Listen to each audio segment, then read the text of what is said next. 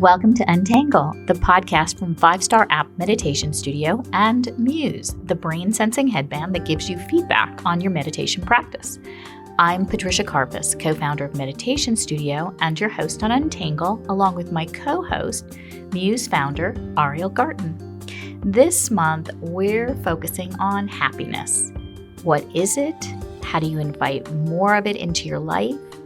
You will be surprised to learn that it's not exactly what you think. Join us each week this month as we explore this topic together. If you have feedback, questions, ideas, or stories to share about happiness, email us at founders@meditationstudioapp.com. Now, here's Ariel. Hello. This week, we're going to take you inside the brain and show you what happens in the brain when it's happy, or at least en route to being happy, and what our brain's systems and wiring can reveal to us about how to increase the happiness in our lives. We're excited to have Dr. Alex Korb back here with us. And my apologies in advance on the audio quality on my side of the interview this week, but the information he shares is so interesting you won't want to miss it. Alex is a neuroscientist whose book, The Upward Spiral, shows you how to work with your brain to improve depression and improve happiness. Alex did a wonderful interview with us a few months back, and we needed to get further inside his head to show us what our brains look like when they're happy. Welcome, Alex. Thanks for having me. Thrilled for you to be here. Glad to be back. So today we're going to dive into the brain on happiness. And the first question is the most obvious one. Mm-hmm. What happens in the brain when you're happy? That's the most obvious question is unfortunately the most complicated question because there's not one simple state that we could say is happiness. There are so many complex elements that are part of happiness. There's meaningfulness and there's excitement and engagement. And just peacefulness and calmness. And these all have different neural signatures. Like the parts of your brain that are active when you're really excited, looking forward to something, or when you're deeply engaged in being productive towards a meaningful goal, or when you're just chilling, hanging out with your friends, your brain activity would look very different. But there are a lot of key structures involved, that sort of define a lot of the things that we think of when we think of happiness, like the reward circuitry in the brain, the nucleus accumbens. That's where a lot of dopamine is released, and that's what gives us sort of pleasurable and anticipatory excitement for things. There is the anterior cingulate, which is part of the emotional circuitry in the brain, which is activated by gratitude, and it helps guide our attention towards surprising and exciting things. But interestingly, a lot of the circuitry of emotion in the brain that's involved in strong positive emotions is also involved in strong negative emotions. For example, the amygdala. When you are really excited about something and there's a lot of uncertainty, you could have a lot of amygdala activity, but yet you would experience that as exciting and pleasurable. Whereas in another situation where you were nervous or apprehensive, you could also have a lot of amygdala activity and you would experience that as negative. So there's not one simple signature that we could point to in the brain and be like, oh yeah, you're happy. It's this complex, dynamic state of communication between the thinking part of the brain and the feeling circuitry in the brain and the action circuitry in the brain. So humans are incredibly complex, and it's not a surprise that happiness, which we might think of this very simple, pure state, is actually an incredibly complex state as well. Yeah, right. Like, I mean, like, I like to point to Seligman's work uh, on well-being, and to sort of explain the complexity of happiness. And a lot of researchers prefer the term well-being because happiness has so much like specific things associated with it, and it's a very unclear term. It's very hard to study scientifically. And so when we talk about well-being, uh, people have an easier time, I think, understanding that there's a lot that goes into it.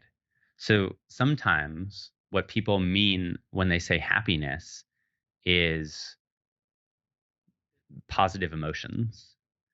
And that is not necessarily what people actually want, because I could give you something that would like increase your positive emotions sort of like right now, but like if that's all I did was like things to momentarily increase your positive emotions, you would probably be unsatisfied because you're like, yeah, but my life has no direction or meaning or purpose.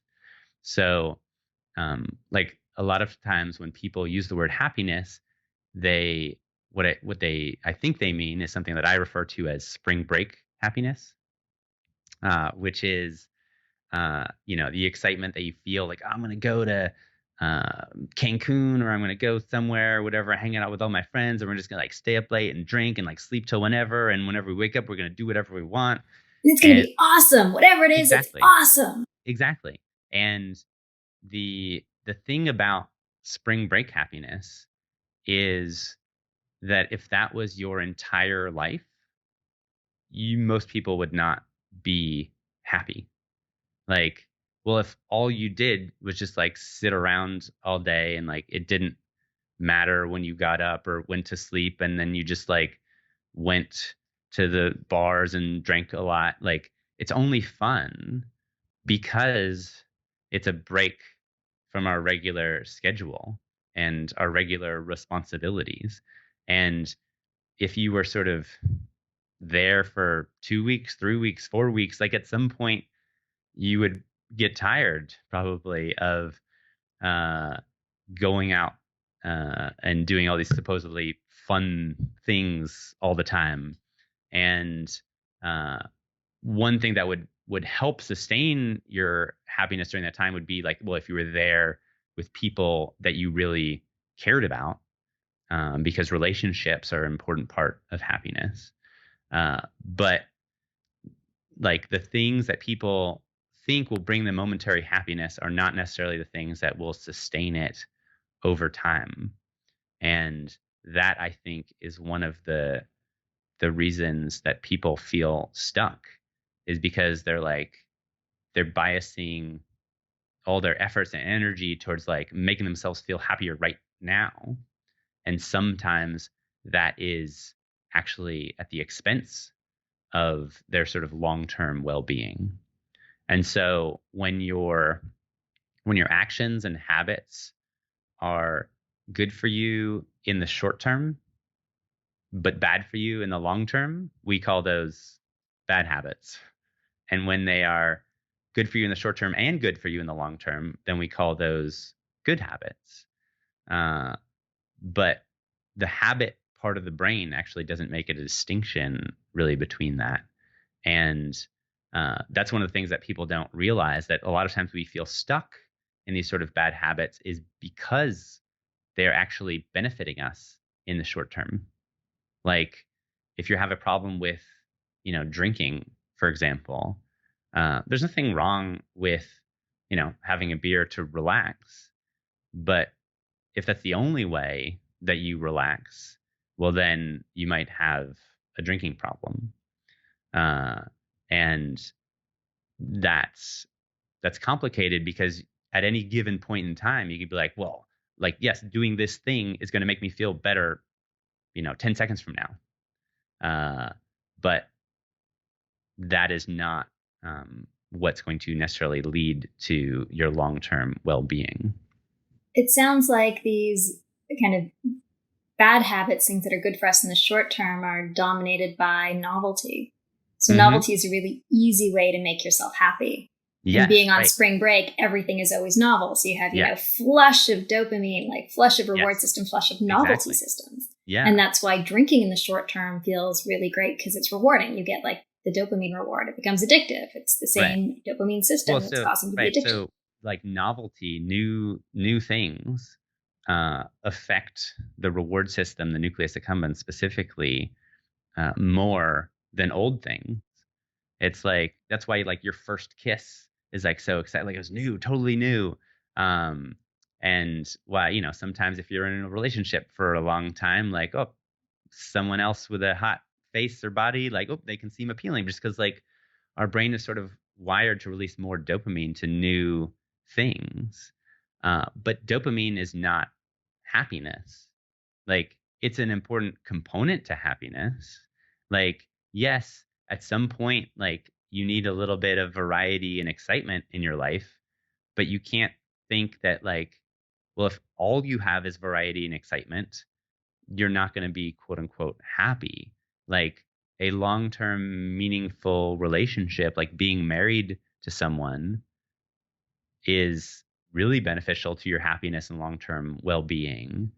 But it means that, well, at some point when you see some, hot face walk in the door, that like, well, you're not going to do what's going to, make you maybe momentarily happy, because you're instead choosing what's going to make you happy in the long term. Your prefrontal cortex is coming in, inhibiting your choices, allowing you to have more rational action, down-regulating the inherent reward of your dopamine nucleus accumbens systems, and guiding you in a different direction. Right. Yes, you're the neuroscientist. I don't need to explain this. I guess I can, the more that you use the technical terms, and like, I can, be. I'm giving you permission to go there. Let's dive into the brain. Yeah. That so like one of the things, so dopamine is something that people often confuse or call like, oh, that's the happiness molecule or whatever. And another happiness molecule that people think of is serotonin.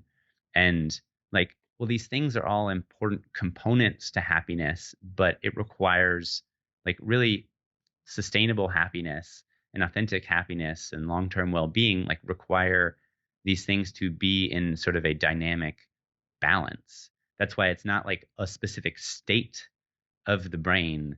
It's a sort of dynamic responsiveness of the brain. So serotonin, for example, is really important in the appropriate functioning of the prefrontal cortex. And so when you're in a long-term committed relationship, that's what's going to keep you from, just hooking up with some, random person just because they happen to be there and they're hot. That your prefrontal cortex is like, well, nope, this isn't what we want to do. It's going to inhibit those impulses. And the reason it's able to do that is because of serotonin, which helps connect our current actions to future abstract rewards.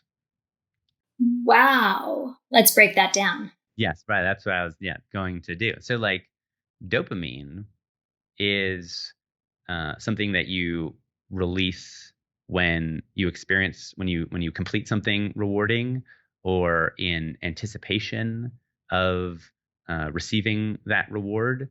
And because the nucleus accumbens, where dopamine is released, is part of the sort of behavior circuit in the brain, the anticipatory dopamine that gets released there actually drives your behavior to continue on that path. So when you see, a hot girl or guy walk in the room, like, boom, just seeing that new hot face releases a little bit of dopamine, which then is what sort of drives you to want to go over and talk to them. And as you're, talking to them and you're getting positive signals, that releases a little bit of dopamine, which makes you, want to, try and make out with them or whatever. I think maybe a less difficult metaphor is like, well, when you walk down the candy aisle at the supermarket, when you see the Snickers bar and seeing it releases a little bit of dopamine, and then you're like, oh, or you see a new candy bar that you've never seen before, you're like, oh, that compels you to pick it up. And then you're like, oh, well, may as well go buy it. And then you start unwrapping it. And each little thing releases a little bit of dopamine, which keeps you moving forward.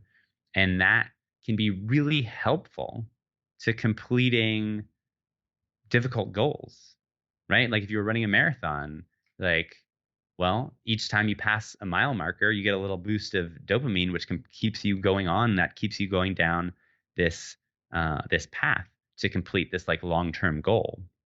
But that only works if your if your progress is sort of concrete. So like dopamine, when you complete a little small goal, you get a little boost of dopamine. You're like, oh, great, I completed that. And if you can take some big goal and break it down into a set of very concrete small goals, well, then you release a little dopamine on the way that keeps you going. Like the old, the Pringles um, uh, jingle, once you pop, you can't stop.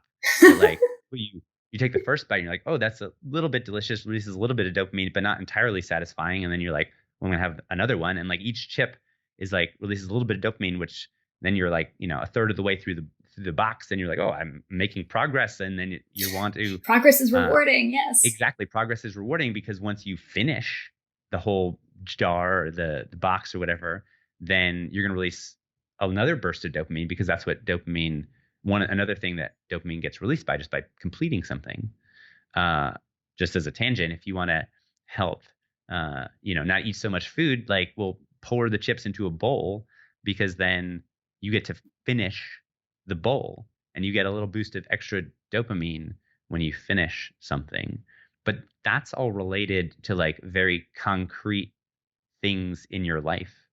And when instead your goal requires like, waiting for something that's not actually there, or like inhibiting an impulse to do, to make out with this hot person, because I know, oh, well, that's going to be in trouble, with my relationship. Or I think a great example is the marshmallow experiment. Mm-hmm.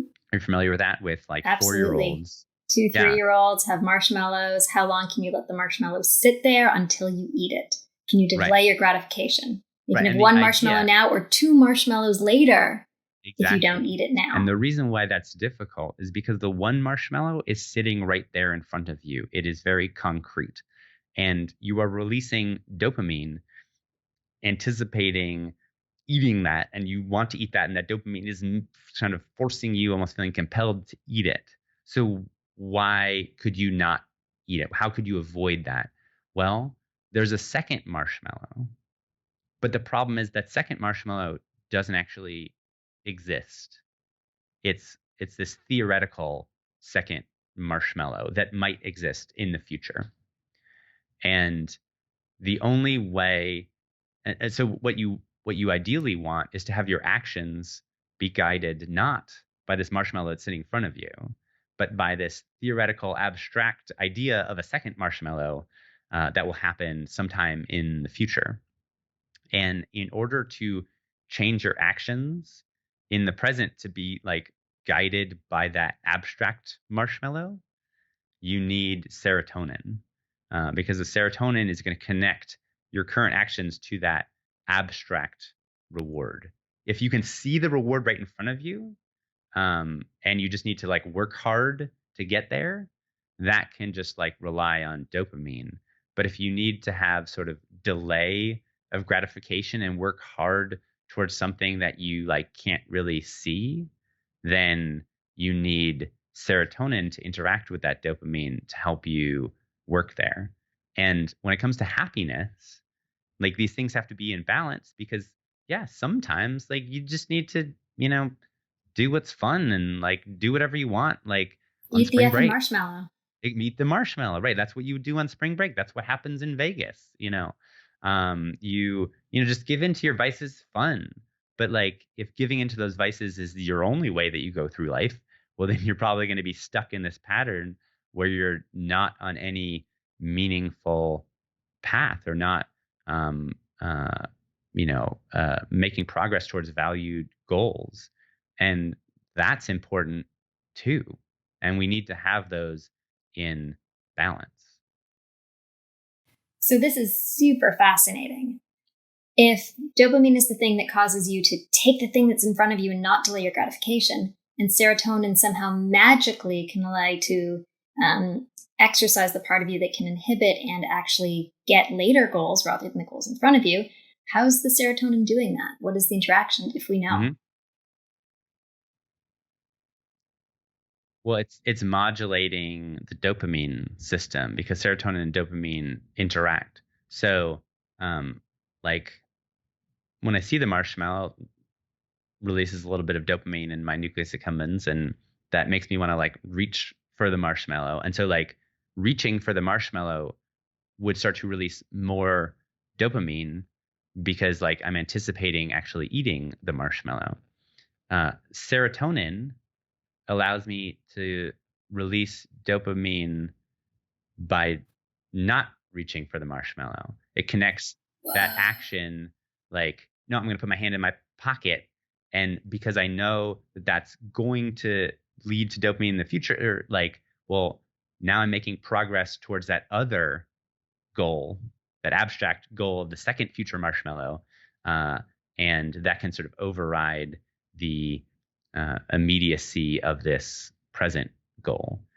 But here's the thing, like if you are stressed out or overwhelmed, or you've had a little bit too much to drink, these are all different ways that interfere with the appropriate prefrontal functioning, then your brain gets biased more towards your immediate needs than your long-term needs.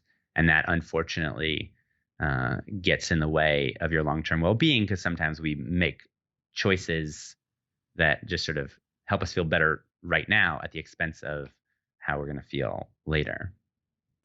So what are some of the things that we can do to enhance the serotogenic system to allow us to have better inhibition over immediate actions and be able to actually feel reward from taking steps towards these bigger goals? Yeah, well, I think one of the first steps is just recognizing that happiness is not simply doing whatever you feel like when you feel like it. Like that's what spring break happiness is. Like, yep, there's might be a time and a place where you just yep, do whatever you want that, pops into your head, and you just go with all your impulses or whatever.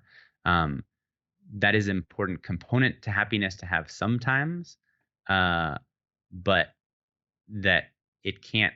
If you that's the only path you follow, then you will probably not be happy. And the reason why I say that's really important to understand is because a lot of people feel stuck by their own conception of happiness. They're like, well, I want to be happy, and like, should I study for my final exam, or should I go hang out with my friends? Well, like, I don't want, or should I, prepare for this presentation at work, or should I, go to this concert? And people feel stuck because they're like, well, I don't want to be the kind of person that's just a slave to my job. I want to be a person that values happiness.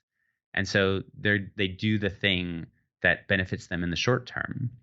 And they are often then getting in the way of these long-term goals that are actually really important to them, and aren't realizing how they're actually undermining their own ability to be happy. And the reason why that's complicated is because there's not a formula that I can tell you, like, well, when is it that you just need a break to just like, yeah, this project can wait, and I'm just going to do something to, have fun. I'm going to watch some TV, going to hang out with my friends, going to have a beer, going to have a candy bar, whatever, going to have a cupcake, versus, nope, I need to, buckle down and like work on these long-term projects and whatever. There's no way to know that ahead of time. And it's really important to understand yourself, because our serotonin circuitry and our dopamine circuitry and our reward circuitry and our willpower, like they're all different between different people.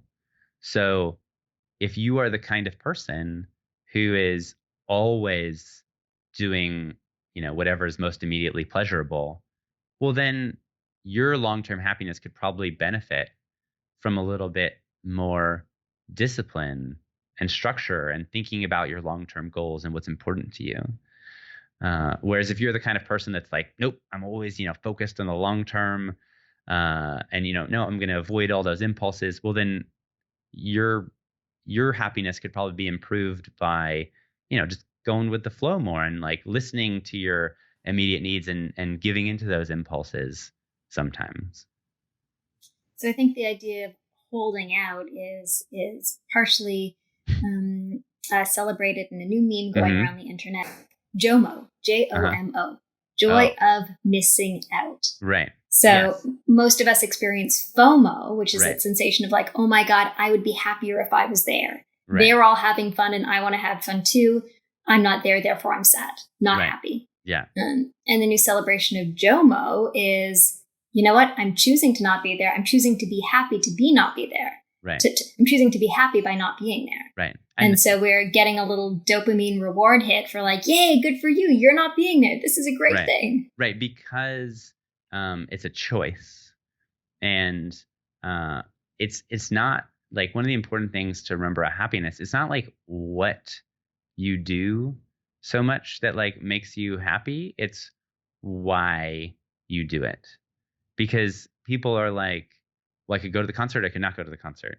And like if they go to the concert, but it's because, it's driven by fear of missing out or fear of, my friends are going to think I'm lame, or like, well, I think I should go to the concert because that's what would make me happy, right? Like if it's not a choice, but rather you sort of feel compelled to do it, then it's generally not going to lead to happiness.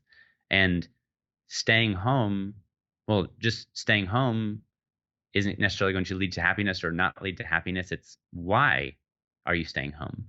And the why and the reasons behind our actions is often what leads to happiness or frustration or sadness or whatever. And so it's really helpful to think about like, well, what is important to you and why are you doing this? And we should choose for valued outcomes rather than choosing against things that we're afraid of. Like it might lead to the same thing, but the amount of stress that we'd experience, the amount of dopamine that we might release as a result would be different because it would be a different neural signature. So, for example, if you said to yourself, I don't know if, I want to go to that concert, like it's so far away and it's going to, cost so much money. And like, I don't know if I'd have that much fun anyway. But I kind of, but then all my friends are going to be mad at me. And, what if they have so much fun? Then like we sort of feel stuck between two bad options. The option of missing out or the option of having to spend all this time and money and maybe not even getting something important anyway. And that feels like a bad choice, both unsatisfactory. Whereas if you frame it as in the positive of like, oh, what could I get out of this experience? Oh, well, I could go out and hang out with my friends and potentially have this amazing time at this concert. Or I could stay in and read that book or watch that TV show that I've been, hearing so much about. Well, that actually gives you the opportunity to decide, well, which of those is more important to me? And part of the reason why it's difficult to make that choice is because the part of your brain will be like, oh, yeah, but there's that other option that you're going to miss out on.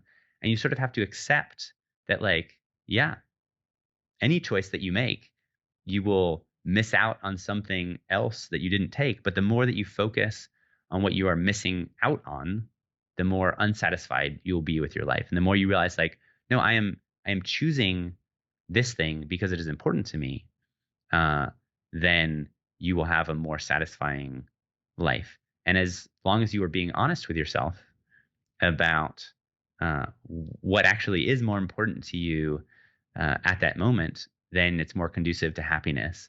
And over time, as you notice, like, oh, well, I thought this is what was going to make me happy, but oh, I realize I'm like not being honest with myself, or like, well, then you can always choose something different. So it really comes down to choice. And it's actually that active choice that becomes empowering and has a real neurological effect on you, and then an emotional effect. Yeah. So when we're in a situation where, for example, you're told to go to the gym, because it's not a choice, you'll be stressed and have less physiological benefit. If you make the choice to go to the gym, you will be, positive about it, happy about it, and have actually greater physiological benefit. So there's two studies that I just want to touch on briefly. The first one was about sort of just exactly what you said. I mean, it was done in mice, but our mammalian physiology is very similar, because it would be hard to do this kind of study in humans, and which is if you give mice the option to run versus forcing them to run. Well, one, mice like to run on a wheel; they'll just run. And even though they like running, like if you force them to run, they have greater stress hormone response, cortisol. They don't get as much brain benefit from exercise either. There's this chemical called BDNF, or brain-derived neurotrophic factor, that helps strengthen the brain and makes it more resilient and helps grow new neurons. And when the mice are given the option to run, they create more of that than when they are forced to run. And the reason why this is sort of difficult to do in humans is because, like, well, any exercise that you do is voluntary. Like, even if you were signing up for a study, like, well, you're volunteering for that study. The point is, though, that it doesn't always feel voluntary. We don't recognize our own agency in the matter. And so if you go to the gym because you're like, oh, I have to go to the gym. Oh, the stupid guy on the podcast, he told me I had to go. My therapist said I have to go work out. Like, well, yes, exercise is going to be beneficial in modulating the dopamine system and modulating the stress response and modulating the serotonin system. But you're sort of robbing yourself of an additional biochemical benefit because you're like pretending as if you don't have control, as if like you don't have the choice to do something different. Instead, if you can realize like, oh, maybe I don't want to be on this treadmill, but like, oh, but I actually do, because that's going to help me feel happier. That's going to move me towards this long-term goal that I actually value. Then it can be a choice for something rather than just trying to avoid some negative outcome. So like for many people, they only exercise because physical attributes, but they're trying to like avoid an overweight body, and they're not actually like, rather than thinking like, oh, I'm desiring of this fit body, and they might like seem like the same thing, but choosing for something helps you feel more in control and therefore is less stressful than trying to avoid something. And the other really cool study involved this silly gambling game done in an fMRI machine where you had to make a bet. And in some situations, the person made the bet and they either won or lost. In other situations, the computer made the bet for them. And when you are the one to make the bet and you win, you get more dopamine release than if the computer made the bet for you. And that's really important, because when you take action based on your choices and it works out, it's more rewarding, even though like, okay, you still win $1, but if it's based on like, well, I took this risk and I won $1, I enjoy it more than if I just sort of sat there and the computer was like, oh, you won $1. So it's a great argument to actually have agency in our life and be making choices and doing things. You get better rewards than stuff that's just handed to you. Exactly. Right. Now our brain is wired that way. Exactly. Now, the problem with that study is that when you make a choice and it works out, it enhances the effect of that win. You get more dopamine and you feel it more deeply in a part of the brain called the insula, which pays attention to the sensations coming from our body, and so you feel it more. But if you make the choice and you lose, you also feel that more deeply as well. So if you just say, let the computer make all your choices for you, well, you'd win and you'd have a little dopamine. Oh, that's good. And then you'd lose and that sucks. But it wouldn't be that much of a difference. The dynamic range wouldn't be that big. She's like, oh, well, I lost, but I couldn't do anything about it. It wasn't up to me. Whereas when you make the choice and you win, you feel great. And if you make the choice and you lose, you feel terrible. And because some people, and a lot of people really, have brains that are very emotional and therefore very responsive to that loss, or just they've had bad experiences with loss in particular areas of their life, my girlfriend who I loved broke up with me or whatever. It feels so awful to be the one in charge when you lose that people often start pretending as if they're not really in control, that therefore they're like, oh, well, I had to do this because my boss, I have to stay in and work because my boss told me this, report is due. Oh, I have to go to this concert because my friends, invited me. And we just start thinking of our lives as this thing that we're just there for, that the choices are made by these external forces. And that robs us of the benefit and the excitement of actually making those choices, and what I would say is living your life. But the reason we are doing that is to protect ourselves from these negative emotions and sadness and heartbreak that comes when you make the choice and and it doesn't work out. And this is where happiness becomes much more complex as well, because you can't think of it as just being positive emotions. Because if you're trying to work hard towards something that's really valuable and important to you, well, you don't have full control over that. You don't know exactly how it's going to turn out. And guess what? If you knew exactly how it was going to turn out, then there probably wouldn't be much excitement and dopamine release from the uncertainty of it. So as you are working hard towards these important things that are sort of uncertain, well, yeah, there's going to be some times where it doesn't work out and you're heartbroken, but that's a part of living a happy life. If you try and avoid all heartbreak, then you are probably not going to be reaching or pushing yourself towards the things that are most important to you. And so you'll avoid those negative emotions, but at the expense of a lot of positive emotions.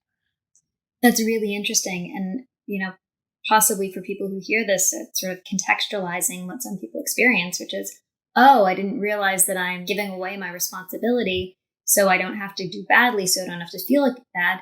But you're also giving up the opportunity to feel great and to feel great about yourself through the, exercise of your own agency.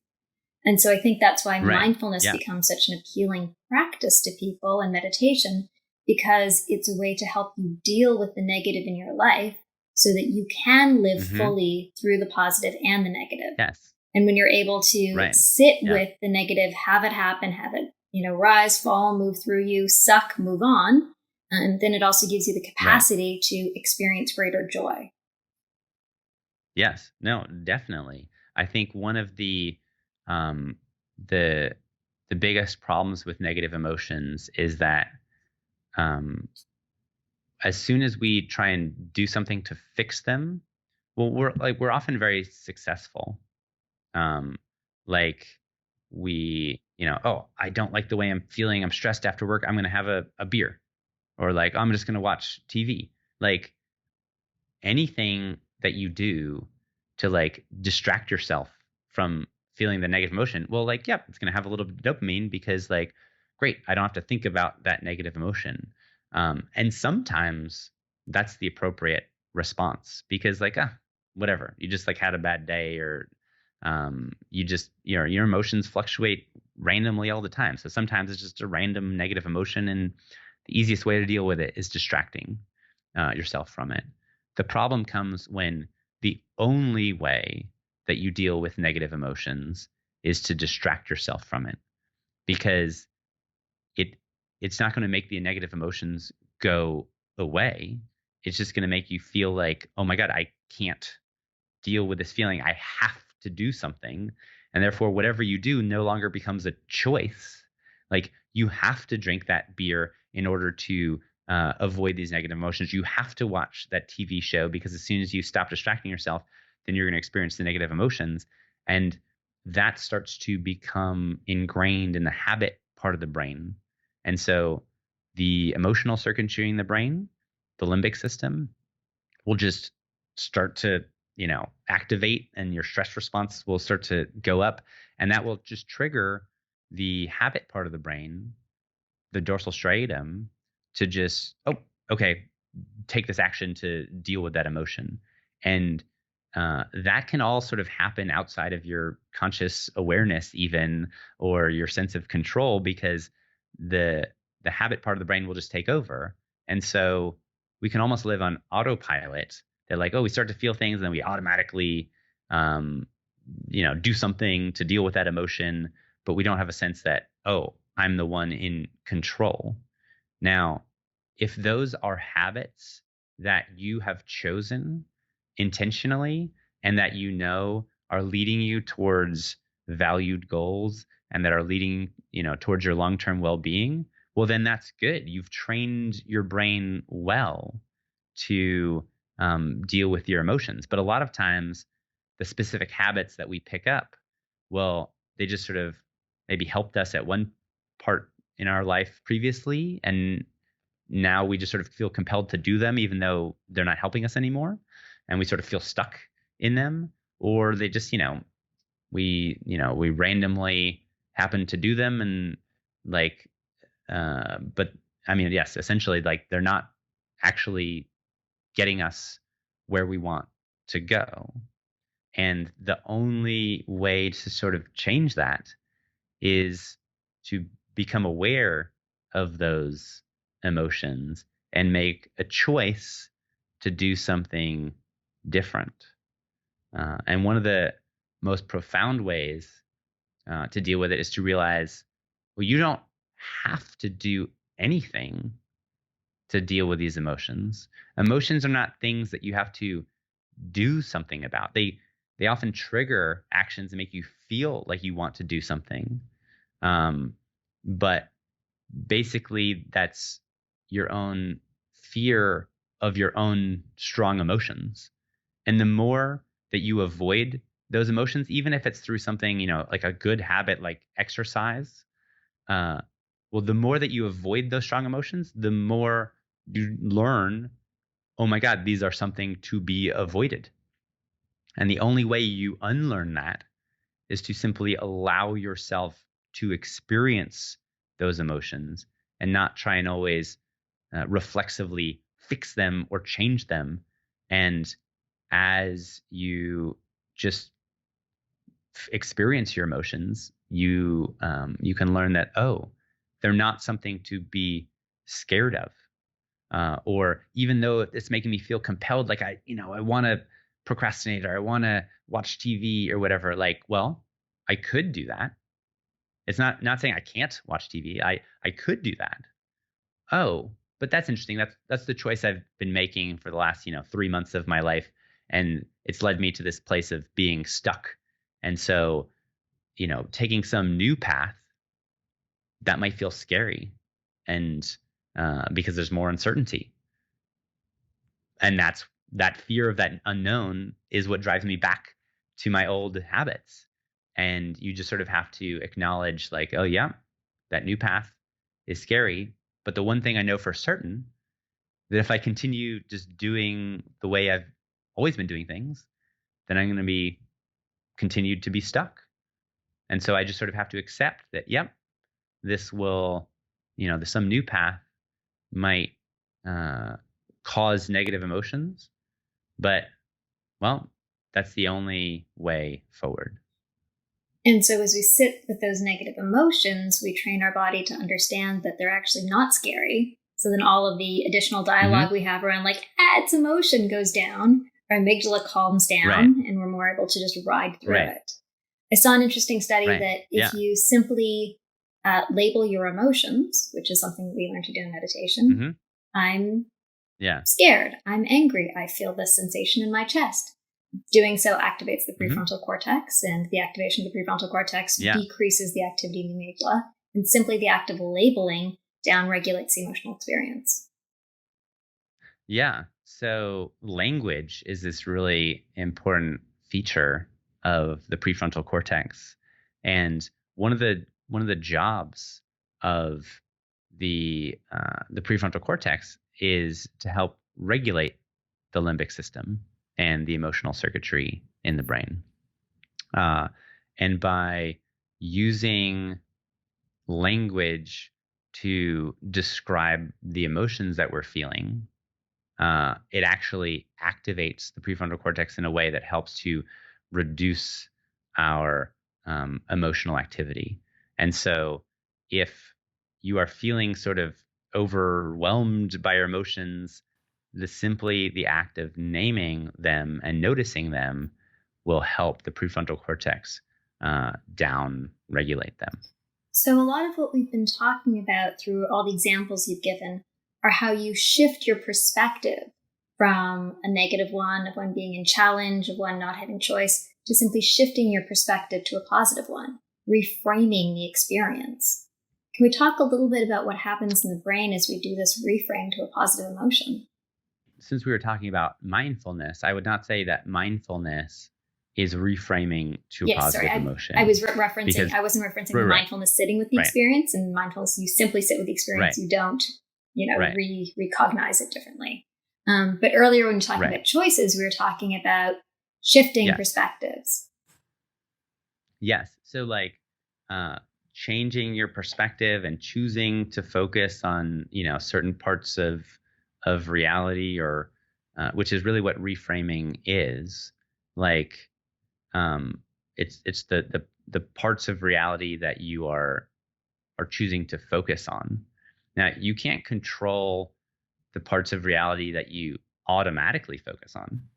Like, you look at you're super thirsty and someone offers you a glass of water and there's like a tiny bit of water in it. This is related to the glass half empty, glass half full. But even if it's like there's 90% empty, well, yeah, maybe you could look at that and, oh my God, I need more water than this. This isn't enough, right? Like that might be a true reflection of reality. Like, that you need more water than that. And yet it's also true to say that you are appreciative and grateful for that small amount of water that you have, or appreciative that at least this person is trying to help you, even though they may not have the capacity to help you entirely.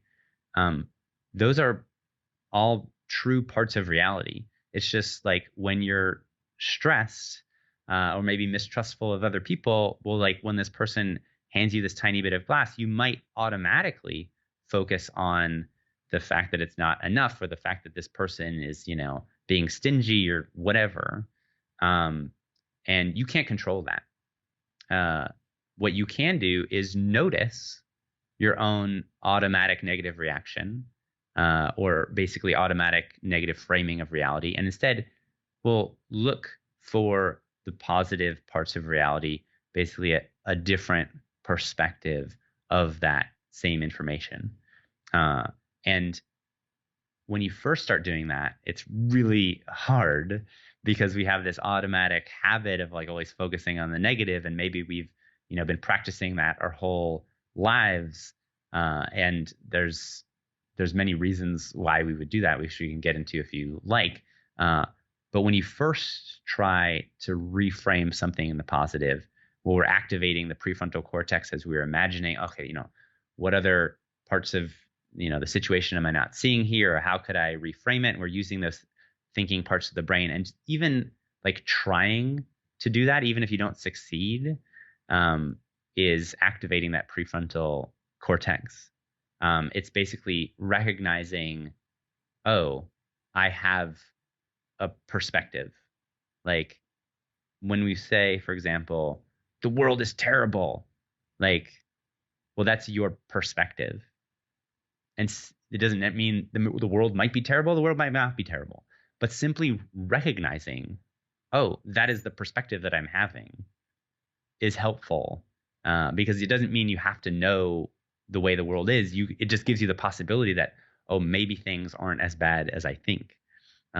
If you can actually reframe it into a positive and focus on the positive parts of reality, that's really helpful, because then it could create some positive emotions. And the more that you practice that process of trying to reframe, then the more that can become an automatic habit. And over time, it won't be so effortful as it starts to get encoded in your habit circuitry. So that's why a lot of people recommend gratitude practices, because it's a formalized and easy way to train yourself to look for the positive. Right, exactly. And this is why I think like gratitude can be very powerful, particularly when used in conjunction with mindfulness. Because when you are always trying to reframe your situation, like some people are like, oh, well, just you're thinking so negatively, just like it's just another way of trying to escape the negative emotions that you are feeling.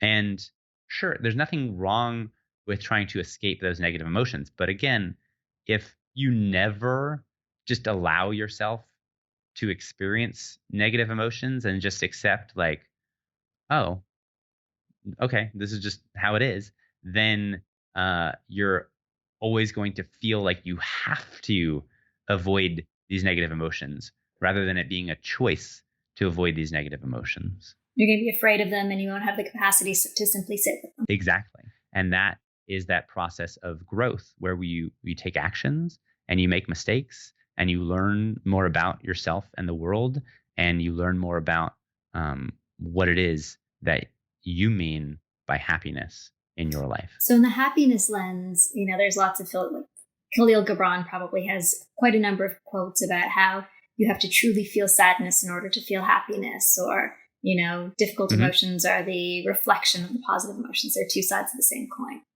And Yes. when I was younger, I took that to mean that, a lifetime of happiness eventually would just sort of fizzle. Like you wouldn't feel that novelty. You wouldn't be able to stay in the happiness if you didn't know the sadness. And you need the two levels in opposition to one another to be able to feel the difference.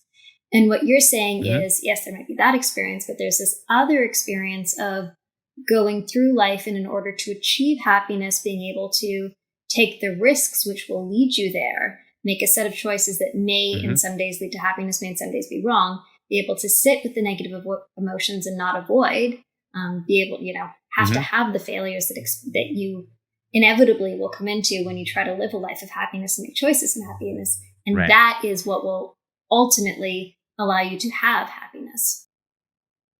Right. Yes. No, I think you're absolutely right that like continuous positive emotions is not really sustainable. Like, because we habituate to like whatever level of things that we're consistently feeling. And that's why like, well, if you have a mansion in Beverly Hills, like, well, you quickly habituate that like, oh, yep, I have 5, bathrooms, and I have a butler, and I have this nice car. So, whatever, like, so people know the sort of that concept of habituation. Can we delve into just the neuroscience of the habituation of that? Why we become inured to these feelings from a neural perspective? Yeah, sure. It has a lot to do with how the nucleus accumbens works. That dopamine, we don't release dopamine based on necessarily the good things that happen to us. It's based on the difference between our expectations and what happens to us. And so if you were just walking down the street and you found $5, like, oh, that would release this little burst of dopamine. But guess what? Like your paycheck that's sort of like direct deposited into your account every 2 weeks or whatever, like you probably don't think about at all. You don't get a boost of dopamine from your paycheck because it's not new and it's like completely predictable. There's no uncertainty to it. And so it doesn't automatically insert itself into, our awareness, and it doesn't release dopamine. And in fact, the only time you would probably ever think about it is if there's some problem with the direct deposit and you go to check your bank account and you're like, oh, okay, there's going to be another, $2,000 or whatever. And then it's not there. Well, then you actually have a decrease in dopamine. And so the only time, even though it's your paycheck is a much bigger part of your well-being, the only time we sort of think about it is when something goes wrong with it. And therefore it leads to unhappiness. And so a lot of the reasons that people suck the happiness out of their lives is because they take for granted the sort of the positive aspects of their life. And that is just simply a feature of the fact that the nucleus accumbens will not automatically cause you to focus on that. And it's related to the anterior cingulate cortex as well, which is part of the limbic system, will not cause you to automatically focus on things that are perfectly predictable. Because things that are perfectly predictable, like I don't have to, really pay attention to. It's the things that are unpredictable and that are potentially uncontrollable that I need to pay attention to. And that's why it's so important, like whatever, level of life you're living, that you practice gratitude, which is a conscious turning of your attention to things that you are grateful for, even if, of course, you could take them for granted. Awesome. So now for the final piece, let's turn to what gratitude looks like in the brain. This is something that's been studied a fair amount, and neuroscience is starting to catch up and looking at what exactly is happening in the brain. And one of the cool studies looked at, just having people think about happy memories. These are parts of our past that we are grateful for. And they're like, oh, I'm glad I, experienced that, Christmas when I was 6 years old or whatever. That actually increases the production of serotonin in part of the anterior cingulate cortex. And so that's a modulation of a key neurotransmitter in this key part of the emotional circuitry of the brain. So this is great because like your past is something that's always a part of you. It's just that, based on our present and, the pictures that we have hanging up around us, like, those memories might not get triggered. So I might have to consciously remind myself of, there's all these positive things. Or maybe I should just hang up pictures or little reminders or mementos of the more positive parts of my life so I don't have to work so hard to think about them. One of the coolest studies on on gratitude that I came across was in people getting treatment for depression or anxiety using psychotherapy. And they're going through this, I think, for like 3 months or 4 months. And they took the people and divided them into 2 groups, one of which did some random writing exercise and the other did this gratitude writing exercise, which is they said, okay, think about, the last few years of your life and someone who did something nice for you, whom you appreciate, and maybe you never adequately thanked them, like a coach or a teacher or a friend or just some, barista, Starbucks who smiled at you or whatever, and just write a thank you letter spend 10 minutes, write a thank you letter expressing to them what they did for you and why you are so appreciative and how, why it was so meaningful and how it benefited you. And you don't even need to send this letter. You don't worry about spelling or punctuation or grammar. Just express your appreciation for this other person.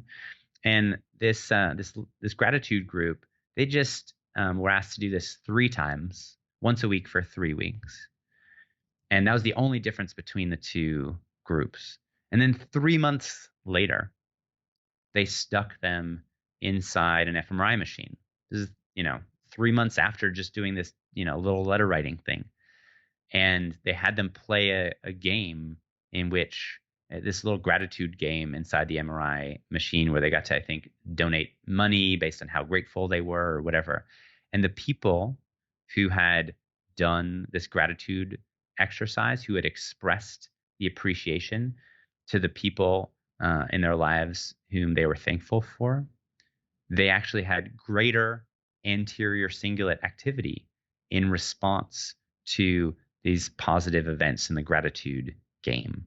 And what that says to me is, like, when you intentionally take actions to focus on the positive parts of the world and positive parts of your life, particularly as it pertains to the people in your life, well, then that sends the signal to your brain of, oh, this is relevant to me. This is important.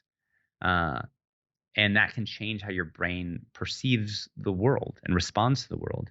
Because one of the biggest challenges that the brain faces is filtering out all of the irrelevant information in the world. Like that yellow Post-it note on the wall, or the book over the poster and behind me, or the car honking. Or, like, there's so much information bombarding all of our senses, and most of it is irrelevant. That if we didn't ignore 99% of it, we couldn't function. The problem is, well, what's relevant and what's irrelevant? Is that person smiling at you? Is that relevant? What about the 80 other people who didn't smile at you? And based on your emotions and your framing of the world and just the natural reactivity of your specific brain circuits, well, you might notice the 2, green lights that you just went through, or you might just notice the one red light that stopped you. And it's those parts of reality that our brain is focusing on, choosing to make relevant, that determines our experience in the world. And sometimes when your brain is sort of making unhelpful choices, often based on your previous experiences, well, you can help it along by taking action or reframing things and convincing your brain, oh, hey, no, these things are actually more relevant. So start to pay more attention to these things. So you start to redirect your salience networks to decide that the positive things are salient, which can then allow you to direct your attention to them more effectively. Right. Or either, and when you start to do it, a good job of it, the attention just starts automatically going to those places. One of the best examples I like to use is if you test drive a car. Let's say you have an idea of oh, maybe I like to try the new Tesla or whatever, and so you go and you take a test drive. Well, guess what? The next day, you're gonna see that same car all over the place. We've all had that experience. Oh my God, who knew? So many people drove that. And it wasn't like everyone just went out and bought it the day before. It was until you took that action of test driving that car. Well, that car was just like every single other car, totally irrelevant to you. What does it matter if you saw, Volkswagen driving by or Tesla driving by or a Ford, whatever? They were all irrelevant. But once you took that action, you sent the signal to your brain oh, well, this is now relevant to me. And therefore, instead of ignoring all of those instances, oh, it's actually going to pop up into my consciousness. It's going to take advantage of that salience network. And so when you take the action of keeping a gratitude journal or writing a thank you letter, you are sending the signal to yourself like, oh, this is something we're doing now. Like, hey guys, like you're talking to all your different brain circuits, like, hey guys, this is something we're doing now. So like you should start paying attention to it. But you can't just think your way into that. And the main reason you can't just think your way into that is because we have thousands of thoughts all the time that we usually just dismiss. Like it isn't until you start taking action that your brain is like, oh, you were serious? You meant that? Like you have a thought like, ugh, this job sucks. I'm gonna quit my job. But like we never do anything about it. And so like it's just, our relationship with ourself becomes one in which like, that's just something I'm saying, whatever. But once you start to compose an email to your boss, or you like say, start talking to your coworker, well, then you take action. Then that changes the way that your brain starts to filter the world, and it says, oh, okay, I guess we're really serious about that. And it starts looking for parts of reality that are now relevant to the path that you're on. Thank you very, very much, Alex, for your beautiful insights on the brain. If you want to learn more about Alex's perspectives, I highly recommend The Upward Spiral. It's his book that gives you both an understanding of what goes on in the brain during depression and happiness, its corollary, and gives you exercises, guidelines, step-by-step activities to help you go from down there to spiral your way up to happiness. Yeah. Well, thanks so much. Hopefully we can all spiral up. Awesome. Thank you. That was Dr. Alex Korb, Korb spelled K-O-R-B, on the neuroscience of happiness. His book, The Upward Spiral, is a great primer on depression and how to get rid of it, or happiness and what you can do to get yourself there. He also offers one-on-one coaching on the principles he teaches, which I happened to get some of after our interview, and it was completely awesome.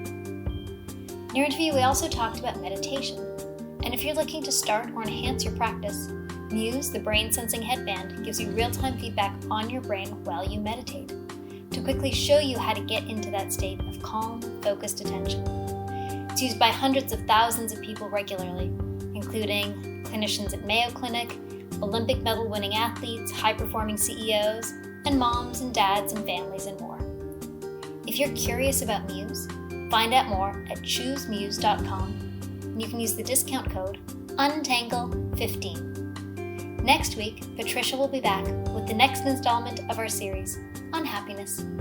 Till then, keep your neurons sparkling, your dopamine firing, and your serotonin riding you the long